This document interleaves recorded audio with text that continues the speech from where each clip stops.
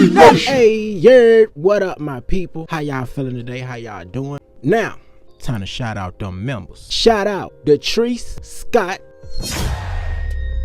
a new lieutenant. Shout out the Mobile Boat Guys, a new survivor. And shout out Rebel and Dave Adventures,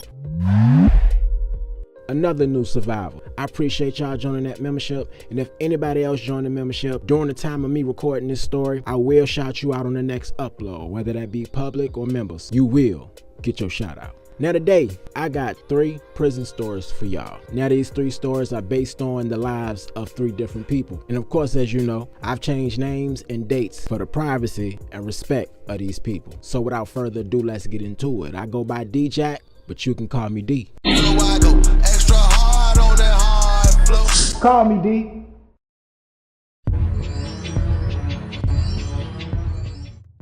Now it's a summer night in Newport News, Virginia, aka Bad News, VA. And 17-year-old Ronnie, he sat in the back seat of a 2-week-old stolen Volvo, just constantly checking his, making sure his gun won't jam up like the last time, while his close friend 16-year-old Miles sat in the front passenger seat, smoking a blunt, listening to music. He looked back to Ronnie, asking if he wanted to hit it. And this was his 3rd time offering him some that night. Miles felt like he was a little nervous and on edge, telling him that the weed was gonna calm him down a bit. But Ronnie just told him to put that out, turn the music down, because he was making it hot. Miles a little taken aback on a response, but he just blew it off, went back to listening to music. Now they were parked on this dark back street, waiting for their driver, 25-year-old Mike, who stopped by his girlfriend's house to pick up his, which was unbeknownst to Miles at the time. And Miles, he was a street kid just like them.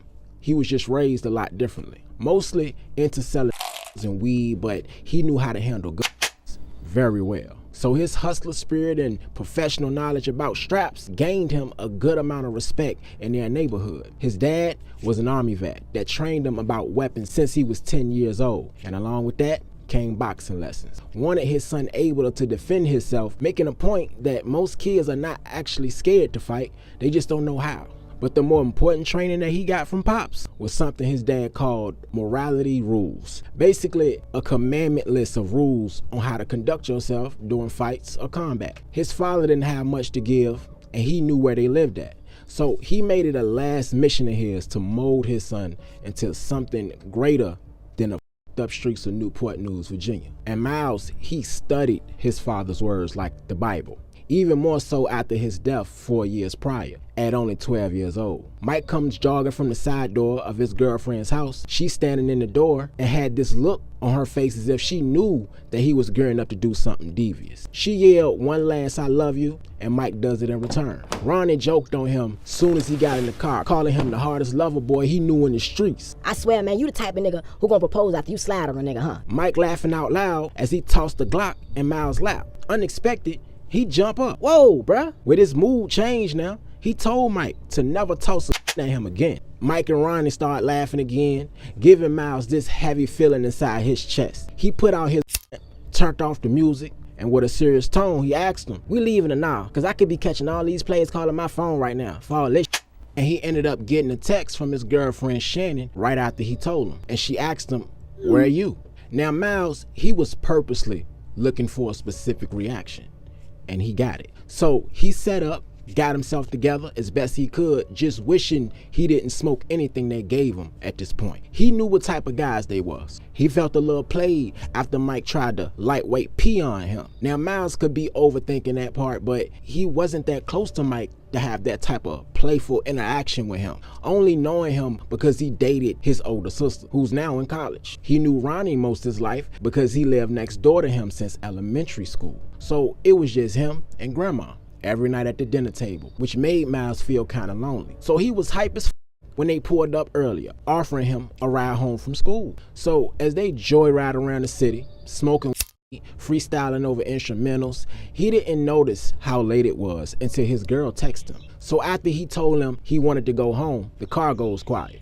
And Miles turned to Mike, seeing this blank smirk on his face, while he put the car in drive and pulls off, never getting an answer. Now Miles, he scanned the faces of his comrades, and instantly he knew something was off. He took out his phone and texted his girl to turn that location on. Before she could ask why, he texted the word,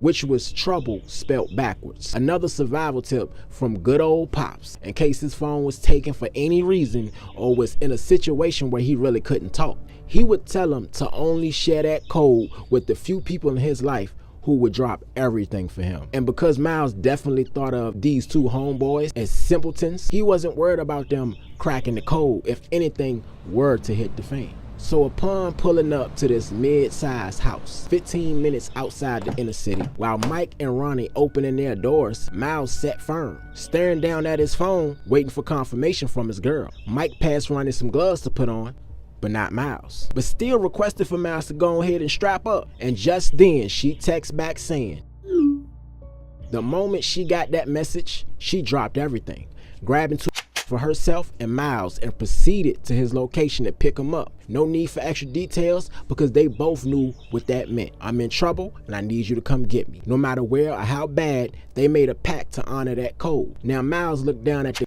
in his lap with his late father's words inside his mind. Never hold on to another man's weapon. A man must hold his own. Now, as broad of a statement that was, it fit perfect for this situation. Miles, not knowing what play they was trying to run, he shouted, I ain't doing shit.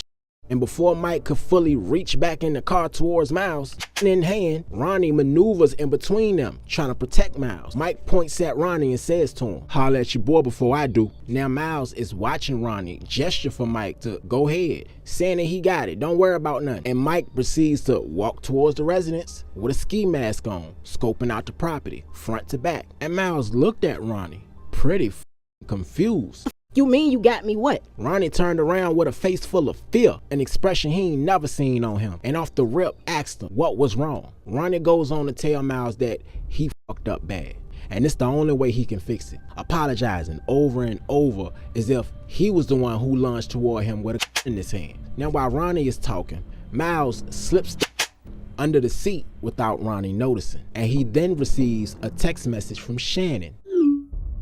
The word here spelled backwards. Now while Ronnie over-explained himself, he takes a glimpse in the rearview mirror and can see Shannon turning the flashlight on her phone on and off to assure him it's indeed her. Not really paying much attention to Ronnie, he didn't catch everything he was saying. But he did, however, hear him clearly say, but I know nobody, Mal. Now it's crunch time right now. Won't be long before Mike come back to the car, so he didn't have time to get the full story. Already needed to figure out a way to get a clear way from here to Shannon's car, but now he wanted to save Ronnie as well. Ronnie always hung with a tougher crowd, and he saw way more action than Miles wanted to. That's why his first thought was to leave both of them. The moment felt sticky, he poked his head up, checking for Mike, and with no sign of him yet, he quickly turns back to Ronnie. Yo, just tell me exactly what the f we here for. No lies, no bullshit. Why the f are we here? It's to kill Laylo, bro. He finessed Mike with some bad work, but I don't know what to believe. He said if I do him, that money I owe, we square on it. But if I don't, I'm fucking dead, bro. Now Miles, understandably, jumps back, looking at Ronnie with his eyes wide as five guys. And the reason for this, Laylo was Mike's plug. But worst of it all, his older cousin. His own blood relative. But there was one question floating in the air, and that was, why did Ronnie bring Miles with them when he had literally nothing to do with it? In the middle of Ronnie answering him, he saw his face expression change as his eyes then shifted toward the house, but it wasn't fear this time. It was that same blank stare he saw on Mike's face back at his girlfriend's house. He then tells Miles to go home. Walking around the car, he grabs the from under the seat, looks at Miles and told him, I couldn't live with it, bro. Just go home now. And walks toward the house. Shannon, she wasted no more time for a signal, a goddamn wave. She pulled up beside Miles, screaming for him to get in the goddamn car. At that same time, here's Mike coming out from the backyard. Before Mike could say a word, Ronnie opened fire exactly where he stood. Miles jumps in the car with Shannon and she speeds off, watching Ronnie eventually run back into Mike's car. Now Shannon, she makes a quick turn off the street and he told her to drive normal, like she lived here, because if any cops is close by, they will stop us first. Now luckily, Shannon was legit, with the car being in her name, with a valid license and insurance, so they were able to smooth sail all the way back home with no hiccups.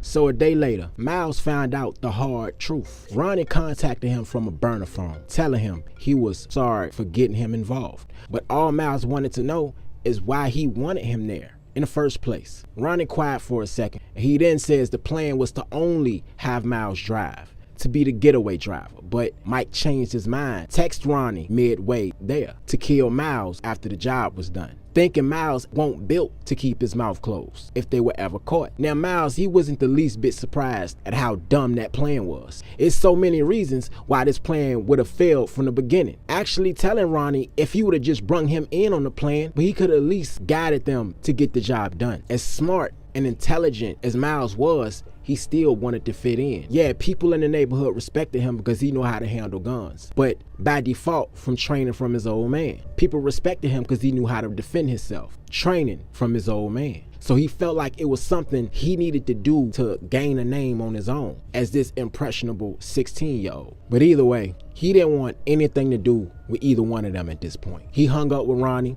and he went to school with Shannon for the rest of the week. It got hard for Miles to sleep at night, waking up in the middle of the night to take a walk, other nights reading books. On this early morning around 6 a.m., Miles goes for another walk, but he noticed a lot more cars on the street than usual. And soon, police filled Shannon's driveway. Miles knew what time it was. He didn't fight nor resist what was coming, but he did want to know what he was being charged for, being the only person there that never pointed a gun or pulled a fucking trigger. Plus the target, who they came to unalive, is still live and well. He also didn't hear anything about Mike, whether he died or survived. Ronnie seemed more scared about that fact than the police catching him. Now, after investigators had Miles waiting for a full hour in a freezing cold room, they questioned him about the shooting, not holding back. They placed the same gun Mike gave him that night on the table, but Miles remained silent. But he did think, how the fuck did they get the gun? Did Ronnie leave it on purpose? Because he flashed back to that moment where they opened the door after they pulled up at the house and Mike gave Ronnie some gloves. Mike put his own gloves on, but he didn't give Miles any gloves. After the fact, putting his gun in his lap, the very gun that Ronnie would use to allegedly kill Mike himself. So he going through his mind thinking, can it be a setup? But no, this wasn't supposed to happen because he did this. He's just confused. So his best bet is just to stay quiet. Whether people looked at it as him keeping the street code or standing tall for the streets, so whatever the case, he looked at it as smart. Nothing ever went well for a person who opened their mouth without a lawyer present. He thought about the consequences of not snitching, which could mean doing a lot of years behind bars for something he didn't do. And then he thought, if he snitched, he could still wind up doing prison time with a snitch jacket attached to him now. And both scenarios made his stomach curl. They bring up his fingerprints on the gun, which he knew they would. Still, he said nothing.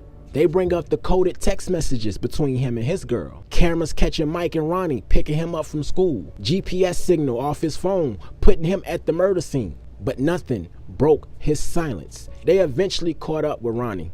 With no money to run, driving around in the victim's car he was asking for. Shannon visited Miles and was glad to see him in good spirits. She assured him that she had one of the best lawyers to take his case. And in walks Shannon's mother. First thing she asked for was honesty, which he gave. Her daughter was also honest, telling everything she saw that night, showing proof Miles didn't even know she had. But Miles didn't want her to get involved. Miles didn't want her to have a certain label attached to her to where she can get hurt. But it was nothing he could do. And Shannon made it very clear that she was going to do whatever she had to get him out of this jam. She said she couldn't be his lawyer. She reminded him that Shannon was going to be a star witness in this case. So she appointed her second in command, who was just as good, but just a little younger. Now, because of how easy this could go left, it took a while before this case was actually tried. So Miles would be transported to juvie. He runs across Ronnie, thinking about everything he did and everything that he could have done. But still, he could never trust him again.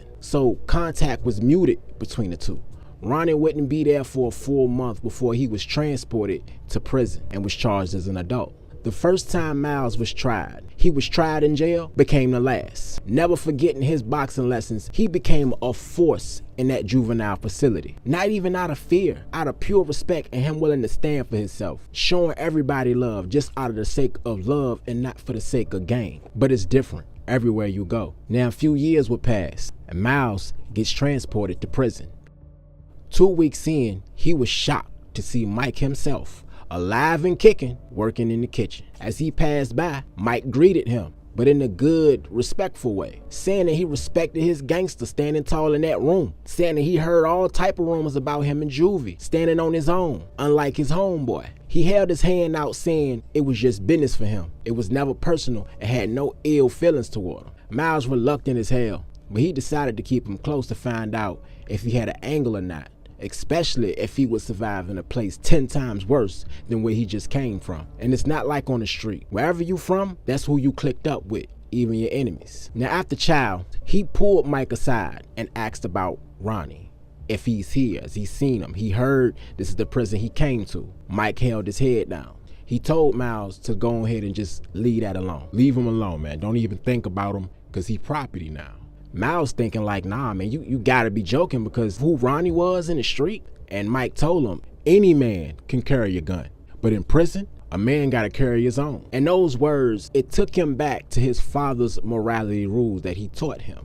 And he decided to add that one to the list. So seeing that Miles was serious about it, no matter what Mike said, he asked him to follow him. Is this what you want to do? Do you really want to see Ronnie? Miles agrees. And he asked him why he decided not to get back yet. He would have thought he'd be dead by now if y'all was in the same prison. Not that he wanted him to, just wondered because he saw Ronnie shoot him point blank. Oh, trust me, that nigga already dead.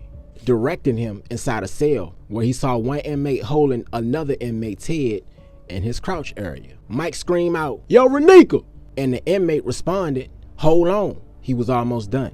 Now, upon picking up his head, it was torture to see Ronnie in drag, wiping man milk from his mouth. He spoke to Miles, excited to see him like a regular Tuesday. Miles walks away. Couldn't even see him that way. Couldn't even think of him in that manner. He pulls Mike to the side again, dap him up, and for one more time, just to be sure, he looked him dead in his eye and he asked him, were they good? Is me and you straight? Hey, we good, slugger. Stay safe, lil' homie. Miles would spend no more than 3 months in prison before he was fully exonerated. But little did Miles know, and he would eventually find out before he left, both Mike and Ronnie seeing Miles that day struck a chord for them. Not only did they have years to reflect, but their character was different, even if you play for the other team now. So they both admitted to their role in the crime that night, wanting to give Lil Miles a chance at life that he actually deserved. The message I want to leave with y'all today, very simple, very self-explanatory, very short. I'm pretty sure watching and listening to this story, you probably heard this scenario play out in so many different ways in life. I done seen it, I done been through it myself. I done been 2 of 3 of those guys in different life situations. I'm not gonna say 100%, but you might can say these 3 guys represent the dudes who come up in the street. You got your street dude who a real gangster, your street dude, but he half in, half out. He done did some things, but there's certain things he won't do. Then you got the street dude who ain't did none of it, but he wanna do it and got the heart and the brains to pull it off. His conscience telling him one thing and his heart telling him another. I done preached this message right here several times over on this channel, and I'm gonna say it again because it's not resonating with them. So I hope stories like this can make you kind of open your eyes a little bit, young nigga. Yeah, I'm talking to you, young nigga. Yeah, you nigga with that extender on your hip and all that, you know what I'm saying? Hey, look, you brought up that way, you grew up in that life. I gotta respect it and understand your worldview from your eyes. But you also gotta understand this. When them old folks say it's only 2 ways out this thing, it's not just a saying. It's not just this old myth.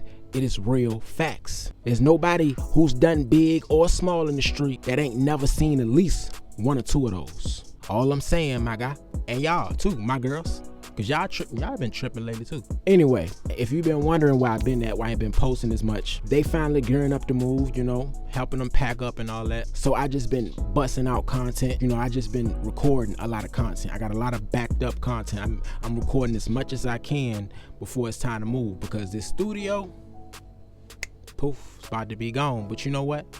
If I built it once, I can build it again. Remember that.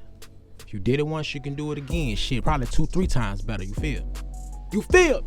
Y'all stay safe, y'all stay positive. Please stay sober. And if you slept, go get some help. It ain't no shame in asking for help. But it is shame in not asking. It is shame in walking around with a problem and you refuse to tell somebody because you so self-conscious about this condition or your addiction or whatever it is you may be going through. Before I get out of here, I want to give y'all a little something what I've been working on. If you ain't moving, you losing, my boy. And we out. Call me, D. Now there's a woman by the name of Shalitha Yvette Perry, aka Peaches, which is the name that we're gonna use to refer to her throughout the story. She was raised in the heart of Cleveland, Ohio, and like many inner cities around that time, this city set is one of the most dangerous places to reside in, recording 799 murders the year Peaches was actually born. And that number, it got lower, but it would rise again as the years go on. So as dangerous as Cleveland was at the time, it was twice as rough having to live in an area where a lot of that crime was coming from, overcrowded with nothing but negative reinforcement. So growing up in a place that dark, you'd be surprised at the good and wholesome memories you create, but that's just one POV of it, or many depending on who you ask. The most recent census information places the city's childhood poverty rate at more than 50%. That is way above the national average. But in this very rare case, it didn't matter, because if you have to scratch your way from the bottom, coming from any region or city, there's a very high chance you won't think about the reasons the place you call home is the way it is.